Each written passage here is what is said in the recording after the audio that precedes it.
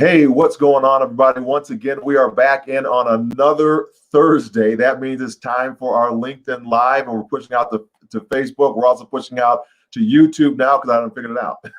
I hope you are having a great day wherever you all are.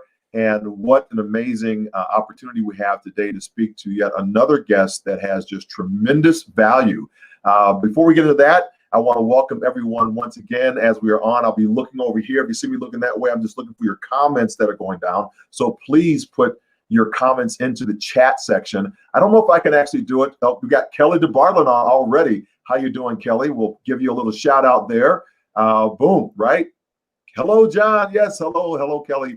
And we got another one, StreamYard that's going to be doing this on StreamYard. So, I want to welcome everybody to this amazing show that we have every Thursday at 3:12 in the afternoon.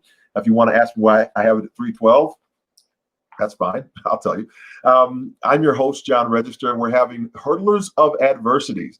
These are individuals that are professionals who are really have shown us the grit that they have to undergo what I would call these transformational moments, and they're giving back to each one of us. This show is where you get to dive in close and personal on these courageous conversations, dynamic dialogues with inspirers and maximizers of these pivotal moments. So really, thank you so much for spending a little bit of time of your day to come and listen to these conversations. If you're just getting on right now, I want you to put in the chat box, where are you streaming from? Where is it that you are in the world? We want to know so we can shout you out. I always try to shout out all our guests that are coming on that are listening to the show. So thank you, Kelly, for being on, and I hope we get some more on as well. I know some other people are probably just getting off work right now on the East Coast because it's like 5:15 over there, and on the West Coast, well, you got some more work to do. All right, so just put that in the chat box. All of you are commenting on my post. I want to thank you. You have been really wonderful at driving the conversation forward and really having some robust conversations in the after chat as well. I want to go out and join that Facebook group. We've just chopped over like 60 people, I think. Amputate Fear. Amputate Fear is our Facebook group. It is a powerful group. We're really starting to get that up and running. We are headed towards a master class, y'all, on amputating fear. Deborah Brown, thank you. Colorado Springs, I really appreciate you chiming in and joining in with us today. So those that may not know me, I identify, of course, as a person that has kind of had some challenges in life and try to overcome those challenges. So like at 5:29 in the afternoon on May 17th, 1994, I was one of the fastest hurdlers in the United States. I was also on my way to officer candidate school. I served in the United States Army, but at 5:30 in the afternoon, my entire life shifted. It changed with one wrong step. I misstepped a hurdle, went across that hurdle, dislocated my left knee, severed the artery behind the kneecap, and then 7 days later became an amputee. In that pivotal moment, my wife, Alice, she comes to me and says, you know what, John, we're going to get through this together. It's just our new normal. And so with that new normal mindset, began to elevate from that. And the elevation took me on to the Paralympic Games. I started swimming for physical therapy and made the Paralympic swim team. And then I saw athletes running and jumping on artificial limbs and had a leg made for running, which then took me on to the silver medal in Sydney, Australia. Now that could be the whole story, but we got to continue to leave legacy and help other people overcome the fears that they are in to try to overcome those hurdles that they are working with and amputate their fear. So I began with the United States Olympic Committee, began this program called the Paralympic Military Sport Program, using what I learned to put that into sports for other service members to help them overcome their challenges as well. And it really turned out amazingly. We have, hopefully we're going to get Melissa Stockwell on here. She was the first amputee from the Iraq War, and now she's a triathlete, won the bronze medal in 2000 and I think it was 2016 in Rio de Janeiro, on her way to the 2020-21 games now, because they were pushed back because of COVID. So I just wanted to give you that background and why we're doing this show, because we're trying to help all of us move forward. We're trying to help us amputate those fears and embrace a new normal mindset by hurdling our adversity. So let's get ready for this dynamic discussion where, of course, we're on LinkedIn Live here, Facebook Live. We got YouTube Live going as well right now. We always want to give a shout out to our guests. So we have a lot of folks on. Oh my gosh, I'm going to shout you out in a minute. But put again, once in there, where are you from? Oh my God! Someone said myself and Alice are amazing. We had our anniversary. I got to put that up there. I don't know who you are, but Facebook user. Thank you. Lynn Keir is on once again. Thanks. Hello from Charlotte. Thank you, Lynn, for being on. Another VP. She is awesome with Diebold Nixdorf, and so thank you for being on as well, Lynn. So let's chat and share. Okay, in the chat box, I want to put what executive has led his company to the top 2020 best practices in the workplace as recognized by Glassdoor. Put that in the chat. I want to see it. About our guest. Listen, I met this man after he made one of the smartest moves he could ever make in his tenured career. He hired me to inspire his team. But seriously, I was so impressed with him about how he cares for his people at this company. And he just takes care of business, and it's just phenomenal. He is the CEO of Smile Brands Incorporated, which is one of the largest dental services organizations in the United States, providing comprehensive business support services to their affiliated dental groups throughout the nation, so dentists can spend more time caring for their patients and less time on admin, marketing, and financial aspects of operating their practice. I mean, I need that for myself right now. I'm not a dentist, but you know what I'm saying. When I was in Dallas, I heard this crazy story about him having kind of lost it all and getting it all back. And that really resonates with me, with individuals that have kind of this riches rags to riches storyline. And I really identify with that. He rose from the ashes and really has built a strong company, even in times like these, pushing forward. So since our meeting 3 years ago, I've been able to call him and bounce ideas off of him. I really understand and value what he brings to the table. He has always been cordial with me and tells me that I might not be fast, but I sure am worth waiting on. So if you didn't guess it, the CEO has taken this company again to Glassdoor, best places to work, who is also listed as the Money Control, one of the best CEOs for diversity in 2020, also listed as comparably as one of the best CEOs for women in 2020, and who has, in the pandemic, just taken on another client, Smile Direct Club partner. They've just partnered with Smile Brands too, but most importantly, whose daughter Maddox has stolen my heart away. Oh my gosh, she's awesome. Please welcome to this show, Hurdlers of Adversity, my buddy, Steve Bilt. Steve, thank you for being on today. Hey, John. Hey, I'm so excited to have this conversation with you today. And, you know, one of the things that I wrote down here, I want to congratulate you on Glassdoor again, 2020, best places to work, you know, also for CEO for Women in Diversity. These are really well, how do you make the shift, right? Because a lot of companies haven't made it, you know, they're still struggling right now. How did you take your company and make the shift with Smile Brands during COVID this year? Well, the COVID shift, I think it was interesting because I think, like a lot of things, and I've heard your story as well, you know, there's sort of a natural phasing that we go through when we're faced with something unexpected. And, you know, one of the first phases, obviously, denial. And then you move to various other phases, including acceptance, obviously. And I think stories like yours, stories like what I've been through previously have, if anything, just conditioned me to have a bias towards action initially. And so when COVID started coming and it was pretty clear it was inevitable, and I was like everyone else, you know, it's over across another ocean and it's you know, maybe it's a big deal, maybe it's not, maybe it's overblown, maybe it's the media. And then as it started rolling our way, I had to make a choice to say, it's here. And obviously, in hindsight, that's obvious. But at the time, there was still a lot of denial going on. Let's hold on. Maybe it won't be a big deal. But we really took early action and said, I'd rather be wrong to the decisive side and then walk back from there. So there was kind of one big moment of acceptance followed by pretty decisive action to peel back what we were doing, make sure we were safe, draw down our credit lines, make sure we had cash. Then from there, though, I said, look, I don't really have any visibility to what this thing's going to be.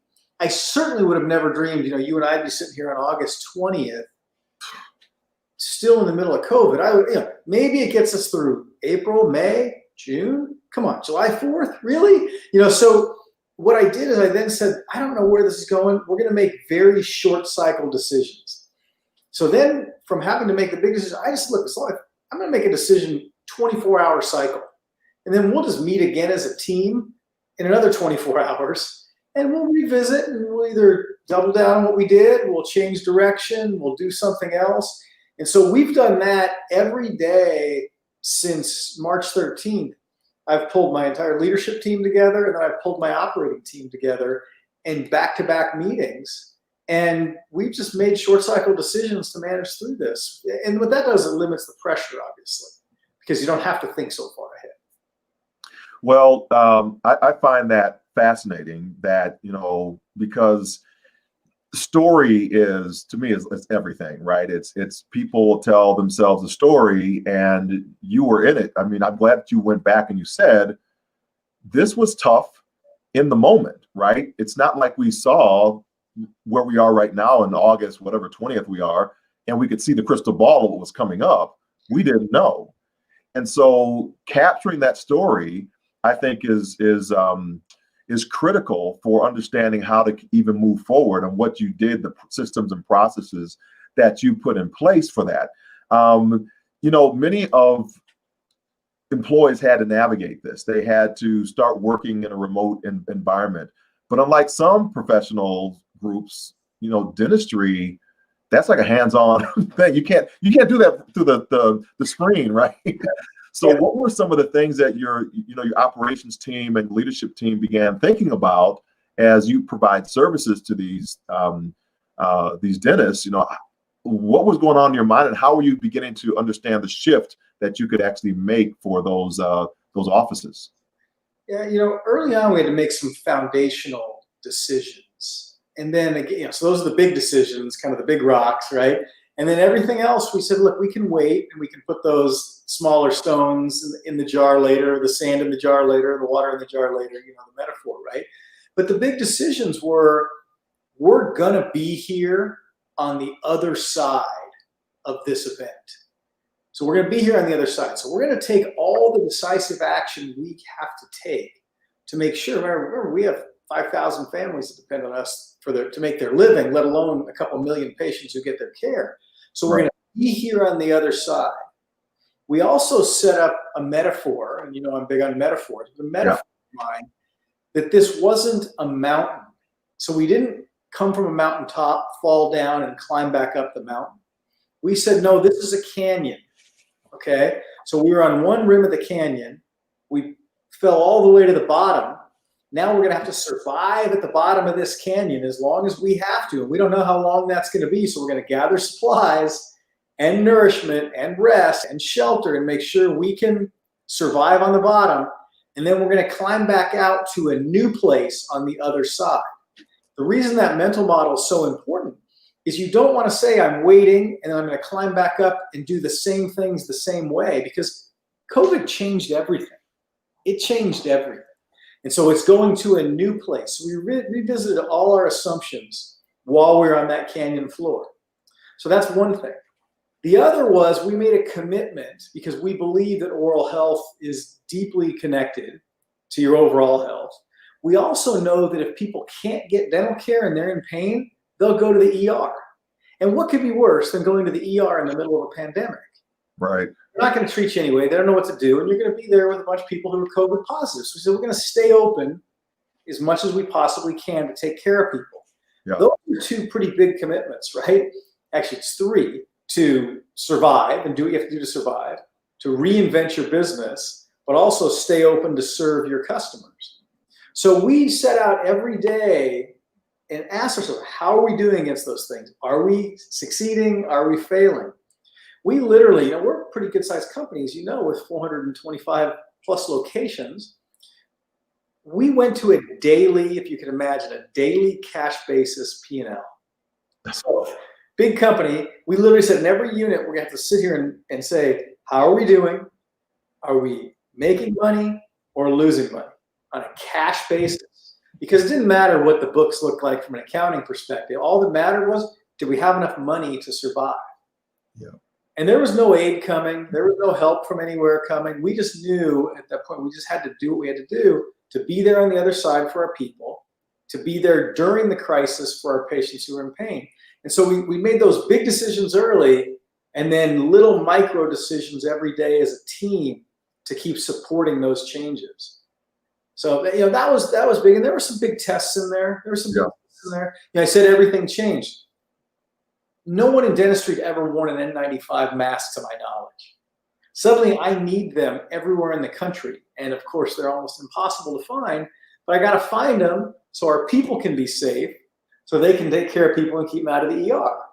So, that was a crazy fire drill, if you could imagine, right? And there was just hundreds of those. At the same time, shutdown orders were coming every day. I mean, John, if you can imagine, right? My people had to have a letter signed by me on their person to go from home to work as an essential healthcare worker. I mean, that's like something out of an Orwell movie. That was just one of 1,000 things that was happening during all that. Was back in '84. Yeah, crazy, right? So that's the kind of stuff that you would never think of that was going on in the middle of this. That just, you talk about a new normal, right? I mean, it's just crazy every day. I tell you, that is, I just can't even imagine. I mean, I was full stop, right? Just as a professional speaker, I was like, holy cow, what's going to happen with everything shutting down, conferences shutting down. But I really applaud, the efforts that you went. I want to get into kind of, where that resilience muscle may have come from. But first, I got to shout out some people right here. We have Kelly DeBartolin. She's giving you some really great claps right there. Lynn, of course, Diebold Nixdorf. She was talking about Alice and our anniversary, so I'm so glad that she said that. We had a great time. And then we had some other folks out of Vic McCoy, Colorado Springs is here. Cheryl Bingham is here as well. So, we were met up on the mountaintop. We were actually climbing up.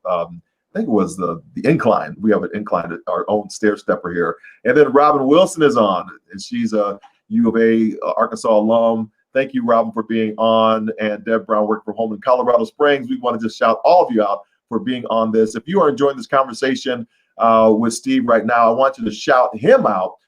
Put him on he's got a LinkedIn page out there. So just put him in the chat saying, thanks for all the information, Steve. This is great. This is awesome. Where were you in March where we could have used this information?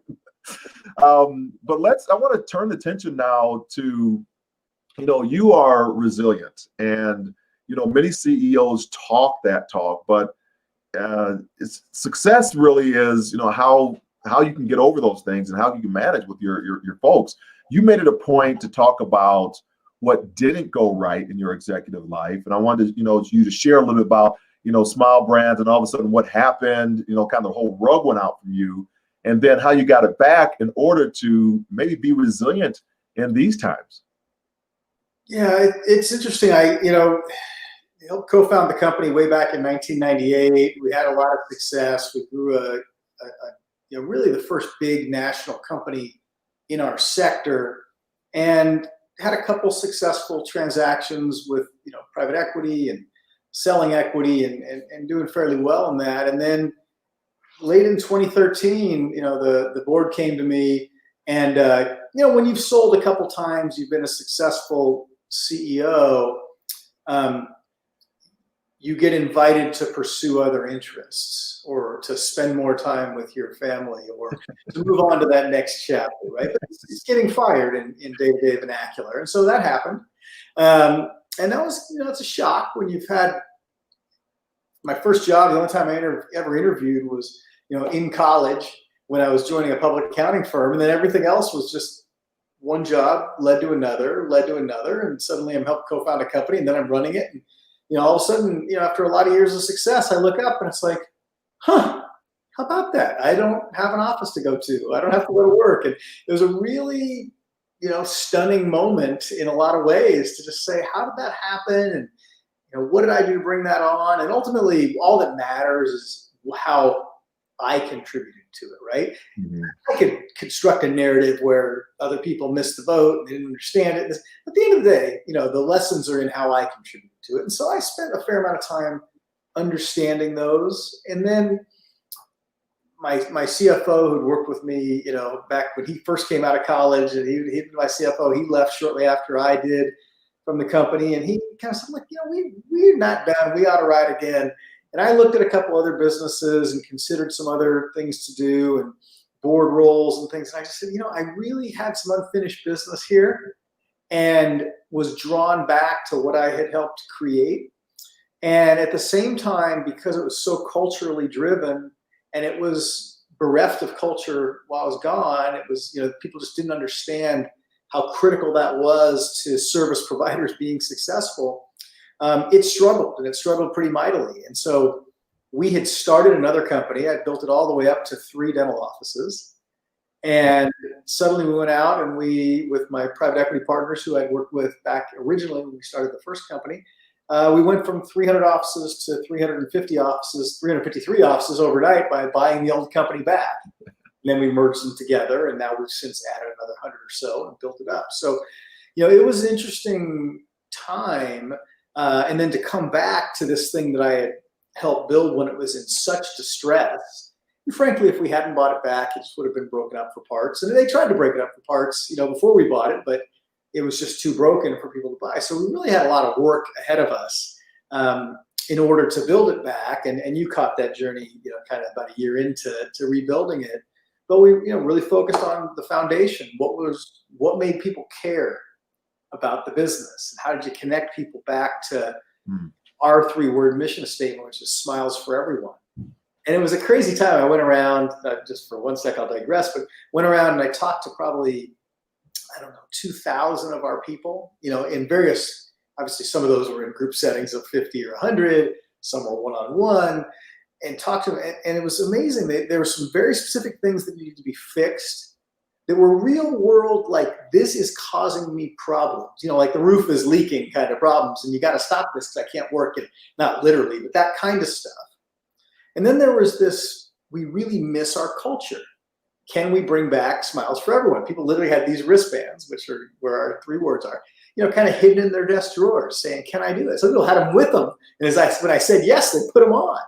And they just missed that purpose. And so the combination, I think it's really important, because sometimes people hear a guy like me talk about purpose, and they hear other people talk about purpose and say, oh, that's all you have to do is just, fairy dust and make people believe and it just happens. Well, it's not quite that either, right? It's purpose, and it's very concrete steps to drive towards it. Almost like, you're trying to ascend, and it's great what you want to ascend to, but you better have a staircase up to get there, and you build those staircases brick by brick. And so you have to be really good at that too. And so I don't want to ever undersell the technical nature of whatever it is you do and doing it really well, but having a purpose you're focused on, because you need to know where you're driving, especially when there's lots of people working on the same project. They have to know where they're building that staircase. Otherwise, you just get a pile of mess, right? Right. So it was a combination of those things that really brought it back, and it came back pretty quick. It came back to safety pretty quickly, right? So we had it restored. To vitality took another while. And then we've taken it to another level during the COVID crisis. We just used it as an opportunity to accelerate the reinvention, if you will, of what we wanted to do with the business.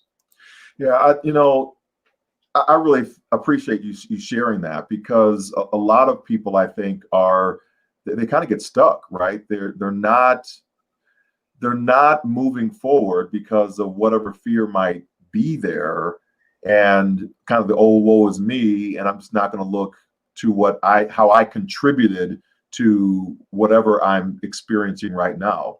And I'm so thankful for, during my tenure of, I've been let go twice now. So, and I've never wanted to go back to a previous version of, I've always thought of it as a growth, so how do I contribute to it? I get it, check the box, move on, of course.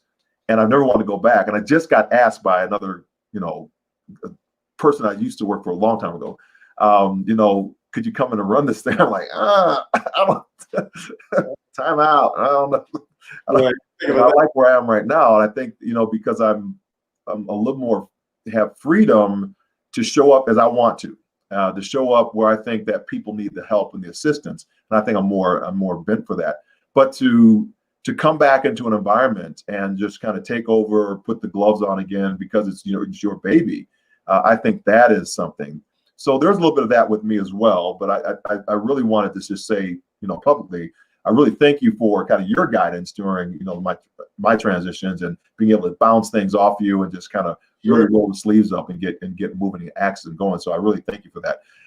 Mark Ladwig, he's an Olympian, says, great perspective.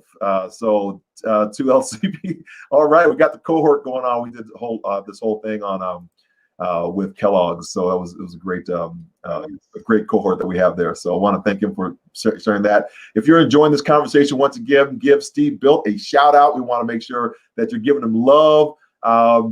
Find a Smile Brands near you because they're open for business.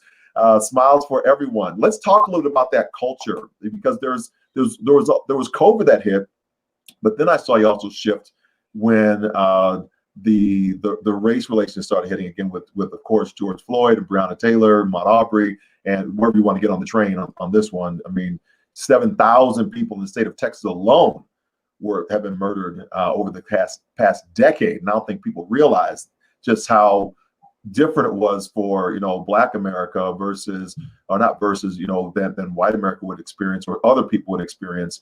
So you get this call out for Black Lives Matter or All Lives Matter, and it's like, yeah, but All Lives Matter, but this house is the one that's burning right now, so we need to throw water on this one to get that fire out. So can you talk a little bit about, you revisited once again your mission statement, and you began looking at the vision again and trying to align those things. How important was that, and why did you do it at that time?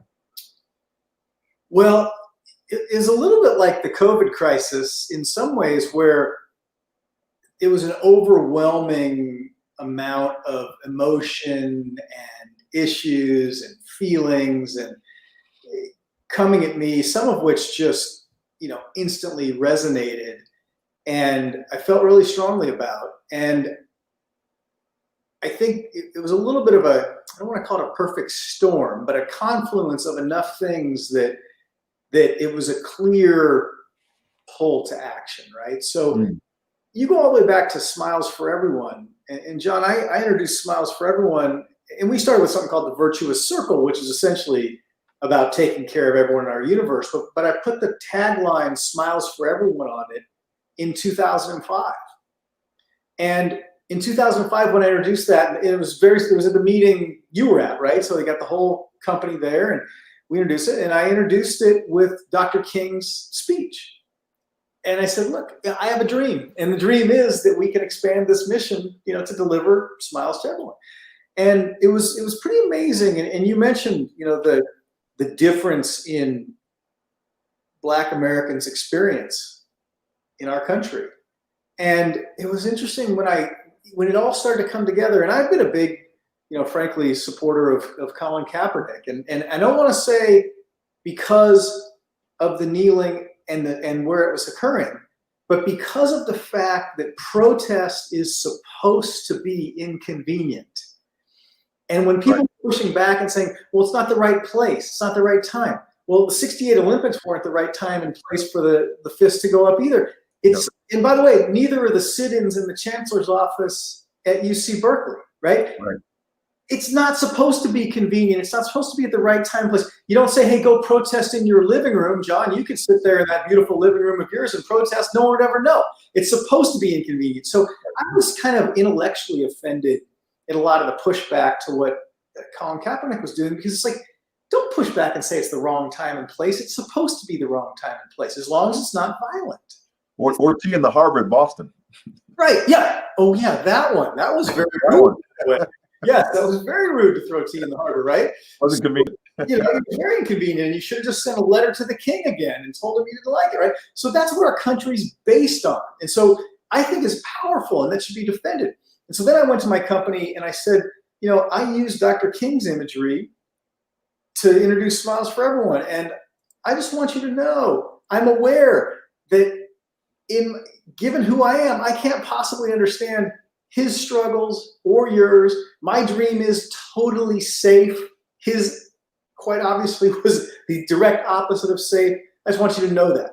And we have a very diverse company. And I would say the outreach and the response to that from our team was really positive. Like, thank you for saying that. Thank you for acknowledging it. So that was a piece of it.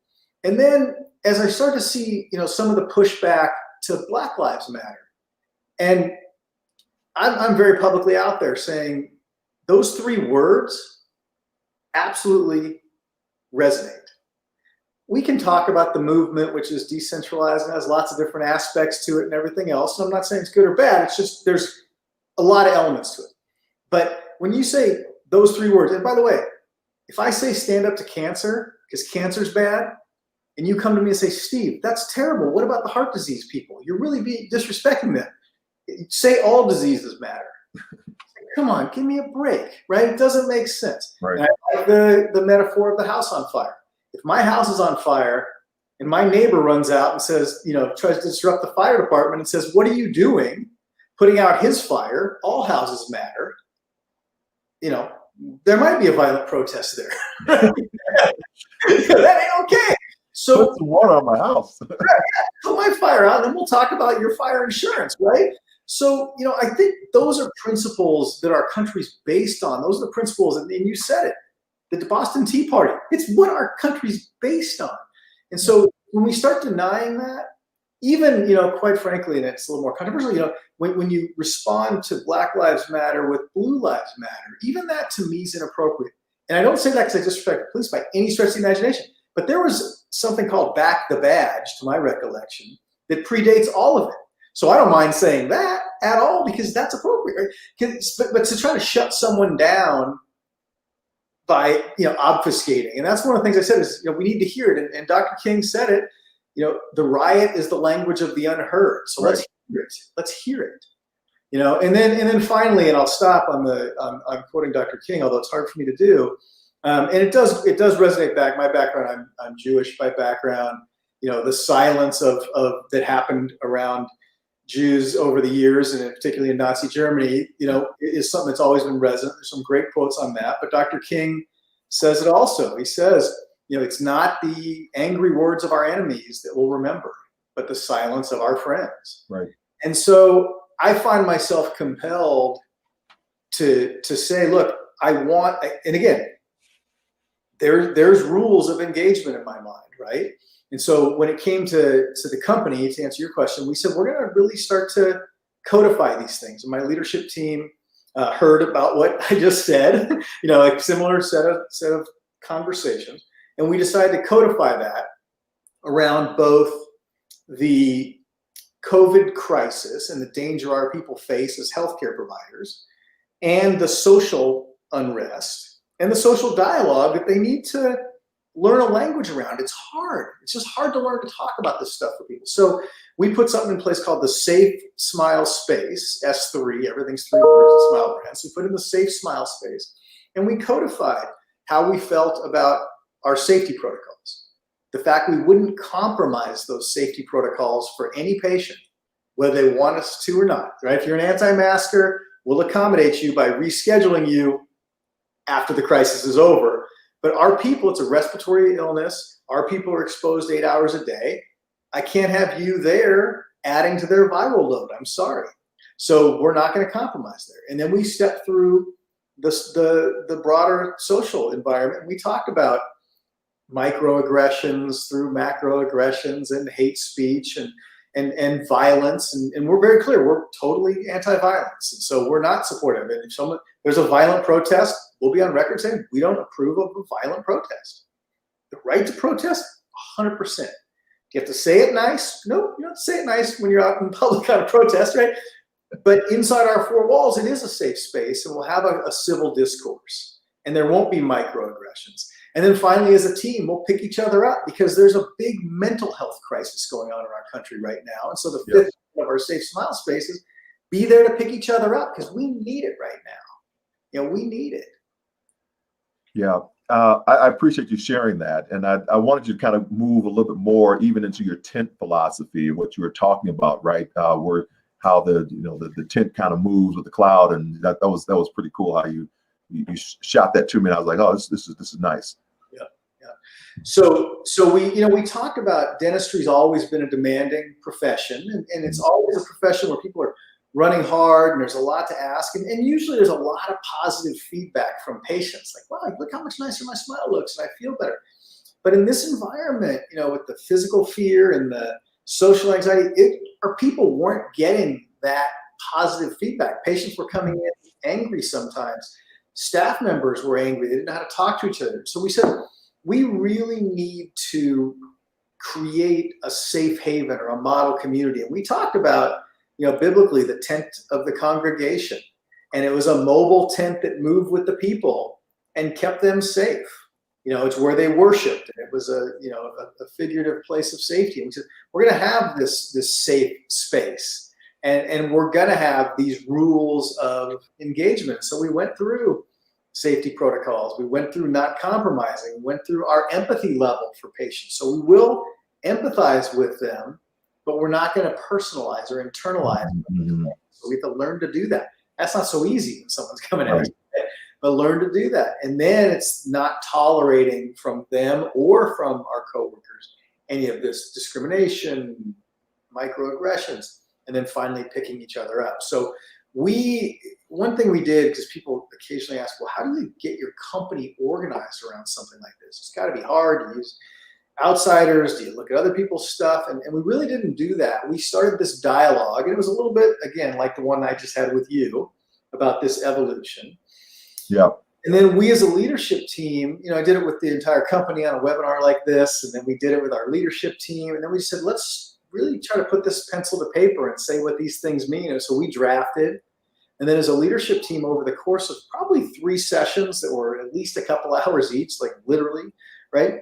We went through every single word and just said, what does this mean? And do we stand by it? And is this who we really want to be? And, we would probably have 10 tenets, if you will, and we winnow them down to 4, and then they're up to 5, and then they're too long. And there's words that are saying we're going to do things that maybe we're not capable of doing, like following everybody, looking at everyone's, aggressively pursuing microaggressions. Are we really going to do that? Always have a really open mind if someone brings one up and mentions it to us. Say, thank you for saying that. And thank you for sharing that. And I want to be better. So tell me how to be better. And so when you and I and I went out and I had conversations with lots of people about how to do this, yourself included. You'll remember we had a couple of them. Yeah. Just trying to think through, like, how do we put this out there? How do we stand up for what we believe in? How do we put something out that we can truly follow through on? And that was a big burden, a concern, if you will, to make sure that when we put that proverbial stake in the ground, that we would stand by it. Yeah, I really, when I saw that, I was really not taken aback, but I said, well, this person's really leaning into this moment, and to all everybody that's listening in right now, in your owning businesses and whatever your company might be, can you really take your leadership team to an exercise like that with an outcome that you want to climb up out of the canyons that, as Steve was talking about, and then get to the mountaintop by really looking at what are you really saying in your vision statement, in your mission statement, going line by line by that. Because I think it's important, every so often that we're looking to see, are we measuring up with who we say we are with our values, and what do we look like, and putting, really doing those assessments to see, are we measuring up to what we say, who we say we are. I think that's powerful. And I don't know if people are just doing like when I was working in the government, every year we would do our budget, right? It was only, we got to spend everything in September so we can add 5% to the next for the next budget cycle, so that we can, or add 10% so we get 5% of that budget. So it was always kind of this little game that we played in our own divisions. And I think, there's something to be said for just really saying, what is it that you desire? What is the outcome? And are you measuring up to it right now? I was just hosting a amputee coalition call. We're having our annual meeting right now. It's all virtual, it's all online. And I was moderating this panel, and one of the guys said that, the first step that they were taking was was self-care, right? Kind of this resilience space with self-care, then schedule enjoyment. I wrote that one down real quick. I'm going to schedule more enjoyment for myself. Limit the news, connect with others, seek out resources, and be kind to yourself and to others. I kind of put that a little bit differently with inside my resilience model, but it's I think it's really important. That first step is, self-monitoring, and we do that by getting quiet and understanding where we are, and then beginning to develop a ritual. Ritual creates a rhythm, and the rhythm really elevates us to our rise. You are one that is really great with acronyms and and wristbands. I saw that pretty quickly. What is your advice right now to, as you look forward, doing the day-to-day operations and the meetings still? What's your kind of advice for those executives who are out there right now listening in on how to move forward, even though there's a lot of uncertainty that is about our future? It's a great question, and I will tell you, the concept that you've attached to the webinar we're doing, which is amputate fear, is really relevant. And so one of the things I did is I said, it's never fun to ask yourself, what's holding me back? What am I afraid of in this situation? And I've been leading a company for a long time, and I kind of know what's going on in my sector and know where things are going and have some sense of vision. And all of a sudden, what was a nice long field of vision, is right here. And that's right. Scary. And so one of the things I did is I went to my leadership team, and we did lay out those big principles like I talked about, like we're going to be here on the other side of this thing, right? But one of the things I did, and it was strategically placed because of this fear issue, is I said, hey guys, this is my first pandemic. Never managed through a pandemic before. So I'm going to make you a promise. My next pandemic, I'm going to be really good at it. This first one, you're going to bear with me a little bit. I don't know exactly what I'm doing and how it's going to play out. And so we're going to do this together, and we're going to make decisions in short cycles. We're going to come together a lot, and we might change course. I can't tell you that anything we decide is good for more than 24 hours.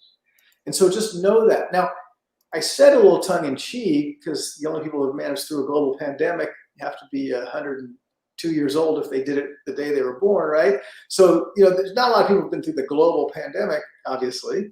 So it was a little tongue-in-cheek, but it was meant to kind of release the pressure, if you will, and say, I don't have to be right. I don't have to know.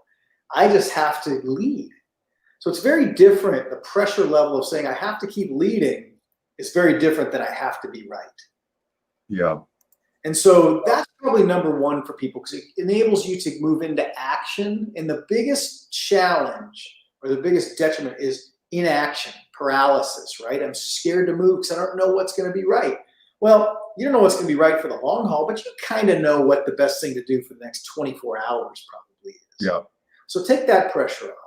So that was probably number one on it, candidly. And then from there, it got easier because it was shorter decisions. Some of them were bold, but I also, by having these conversations with my entire leadership team, a lot of people are enrolled in the process. They're part of it. So when it came time to take action, there wasn't, in a normal CEO protocol, right?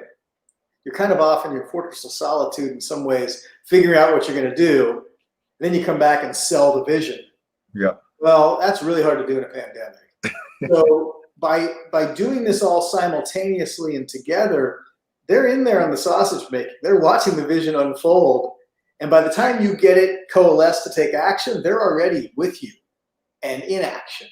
And so it's happening real time. And that really helped us. So it went from being kind of one CEO to probably 15 CEOs of the company all simultaneously. But I know what's going on, and we're moving. We're already moving before we've said move. So that helped a lot too. So it's people around you. Yeah, I think I know Lynn, Kier, she's a VP of communications with Diebold Nixdorf, and we had a conversation much like that, and pushing in the communication space and not talking about the inaction, or talking about the inaction that people were taking and pushing into action. And so she did some things very similar to that. And I hope that's one of the things that we see a thread that moves us to communicate faster with each other instead of, kind of having my pet rock, your pet rock, and I got my thing over here, my silo's bigger than your silo, all these things that are going on. But I really appreciate, the conversation just around that to articulate, how much we need to communicate. And I wanted to show everybody, here's us. That you had time when you're just you're digging out again. That was great. We had a great time at that event. I really appreciate that opportunity. So I wanted to thank you just again for being on this. I know we're time is spent, and I want to respect your time. I know you got to get back to Maddox and my buddy. And Jen, I really appreciate you being on. Is there anything that you want our folks to do outside of go to the dentist that are following us? I want, if it's anything, and I think I shared it around the S3, it's that there's real power in using your voice. There's real power in speaking up for people. And I don't mean you have to be out there, leading protests or whatever, but I did say it. I mean, it is the words of our friends, right? Versus the silence of our friends. And I think, right. We just need to know that. And there's a way to be supportive, and there's a way to be decent, and there's a way to be there for people. And everybody's carrying a burden right now that is beyond our knowing. And that's sort of something we already, could have looked up and heard the quotes on, that people are carrying a burden beyond your knowing. But it's beyond their knowing right now. Like the level of the accumulation of everything going on around people right now is beyond what they know.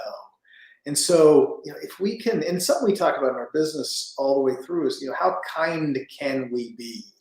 Can we be there for other people? Can we pick them up? Can we say, hey, how are you doing? That's a big deal. And you start looking around our society and our world right now, and, just that change. Like, we're successful because we give. We feel better because we give. When we, give people a hand up, we feel better. Yeah. And it's a great time to do that and exercise those muscles. And I think we've atrophied a bit there as a country, and that's a problem. And we can fix it. It's not too late. We can fix it, but you fix it by jumping into action. You don't fix it by telling other people. I think one of the great ills right now is that everybody's got a platform. I mean, we're on one that's good. I think we're using the platform for good. But people lose the order of operations, and they say, I'm going to tell other people what they should be doing. And that's not it, right? That's not Gandhi. He didn't say, tell other people the change you want to see in the world, right? So I think we should remember the platform's great. Let's do it, and then amplify our action on the platform, not what we want other people to do on the platform. I think that'd be probably what Man, that's powerful. That was really good. Did you just come up with that, or you've been saying that? That was good. Ladies and gentlemen, we've been talking with Steve Bilt. He's the CEO of Smile Brands Incorporated. Thank you so much for that conversation. I've got to give him one more shout out, so put that in the chat box if you can while we close the show out. Stay on for a second, Steve, as I get ready to just thank everybody for just being on. Thank you for this conversation. Was so good, so enriching, so enlightening. Lynn was talking about that, right? Fabulous conversation. See what she says right there. Mark's talking about, thank you for explaining the process, very helpful. And then we had Malika. Thanks for hosting this great insight on Steve's part. So I really appreciate him being on and all of you being on. I'll get to a few of you a little bit later. Just wanted to say thanks once again. Remember, you can join the Facebook group that we're just putting together.